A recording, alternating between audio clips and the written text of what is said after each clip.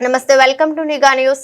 కాకినాడ జిల్లా ప్రతిపాడు నియోజకవర్గం ప్రతిపాడు జాతీయ రహదారిపై నిబంధనలకు విరుద్ధంగా మట్టి లారీలు రవాణా ఆగనే మట్టి మాఫియా ఆగడాలు.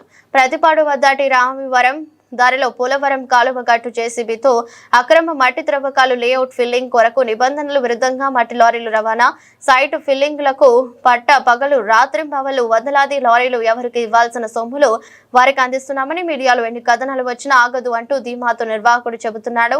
రోడ్లపై తిరగాలంటే ప్రాణాలు గుప్పెట్లో భయంతో తిరుగుతున్నామంటూ ప్రయాణికులు వాపోతున్నారు.